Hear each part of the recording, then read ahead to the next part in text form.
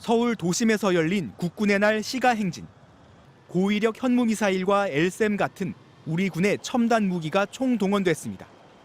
시가 행진은 통상 5년에 한 번 열렸는데 지난 문재인 정부 시절에는 열리지 않다가 10년 만에 대대적으로 치러졌습니다. 건군 75주년 그리고 한미동맹 70주년을 맞이해서 실시하는 것으로 이해해 주시면 좋겠습니다. 그런데 국방부가 내년 국군의 날에도 시가 행진을 비롯한 대규모 행사를 추진 중인 것으로 파악됐습니다. 내년 국군의 날 행사에도 올해처럼 서울공항에서 기념식을 한 뒤 광화문 등 서울 시내에서 시가 행진과 에어쇼 등이 이어질 전망입니다. 행사에 쓸 예산도 당초 계획한 11억 원에서 120억 원까지 늘려달라고 했습니다. 구체적으로는 국군의 날 행사 무대를 설치하는 데 쓸 46억 원 등 행사 용역 70억 원, 행사를 위한 훈련에 들어갈 지원 예산 21억 원, 행사에 투입될 장병들 숙소와 급식비 등 군수 지원에 16억 원 등을 요청했습니다. 이렇게 예산을 늘리면서 행사를 치러야 할 이유로는 안보 불안 해소를 들었습니다. 이스라엘 하마스 간 전쟁 등으로 국민이 느낄 안보 불안을 해소하겠다는 겁니다. 또 강한 국방력을 보여줌으로써 안보의식과 대군 신뢰도를 높이는 점 등을 고려할 때 올해와 비슷한 규모의 행사가 필요하다고도 국방부는 설명했습니다. 긴축 재정을 선언한 정부가 전례 없이 연속해서 대규모 국군날 행사를 계획하고 있습니다. 보여주기식 행사가 아니라 국가 안보에 시급한 부분에 국방 예산을 사용해야 합니다. 국방부가 요청한 예산이 아직 국회 문턱을 넘지 못한 가운데 국방부는 가용한 예산을 고려해 올해 대비 간소화하고 국민과 함께 즐기는 계기가 되도록 검토해 나가겠다고 밝혔습니다. MBC 뉴스 송희표입니다. 지난주 치러진 국군의 날 행사를 위해 국방부가 민간 기업으로부터 협찬을 받은 사실이 드러나 빈축을 샀었는데요. 막대한 예산을 들이고도 돈이 모자라 사무용품 사는 예산까지 끌어다 쓴 것으로 확인됐습니다.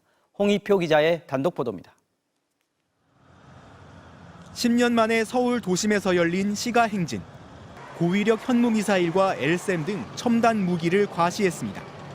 장병 6,700명, 장비 340대가 투입된 대규모 행사로 치러졌는데 편성된 예산만 101억 9천만 원이었습니다. 당초 배정받았던 예산인 79억 원보다 20여억 원이 늘어난 건데 모자란 돈은 군이 다른 용도로 쓸 돈을 끌어다 쓴 것으로 확인됐습니다. 국방부가 밝힌 예산 전용의 배경은 10년 만에 치러진 대규모 행사였기 때문입니다. 이번 행사를 위해 육군에서 끌어온 예산은 모두 17억 3천여만 원. 각 부대에서 A4 용지나 필기구 같은 사무용품을 사는 일반 수용비 14억 원, 간부에게 지급하는 직책 수행 경비 2억 원 등이 포함됐습니다. 이렇게 전용해온 예산은 행사 기획사 용역비와 참전 용사 초청 등에 쓰였습니다. 군은 지난해 쓰지 않고 남은 예산과 비슷한 규모가 올해도 남을 거라고 예상해 우선 가져다 쓴 것이라고 설명했습니다.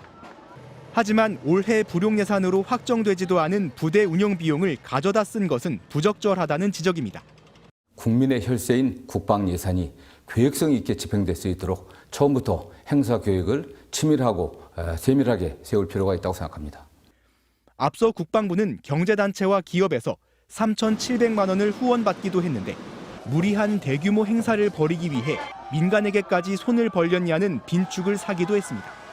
국방부는 이번 국군의 날 예산에 대해 집행 과정에서 문제가 될 부분은 없다는 입장을 밝혔습니다. MBC 뉴스 송희표입니다.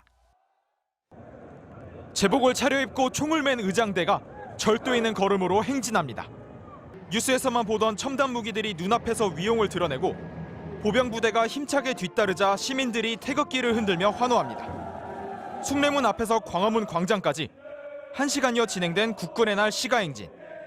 10년 만에 대규모 행진에 하루 종일 비가 부슬거리는 날씨에도 많은 시민들이 나와 격려를 보냈습니다. 비 오는데도 이렇게 열심히 준비해서 이렇게 시가행진하는 거 보니까 되게 잘 준비했다라는 생각이 들어요. 너무 멋있었고 소리도 되게 웅장하고 정말 멋있었습니다. 하지만 대규모 병력과 장비가 평일 대낮 도심에서 일제히 이동하다 보니 시민 불편도 이어졌습니다.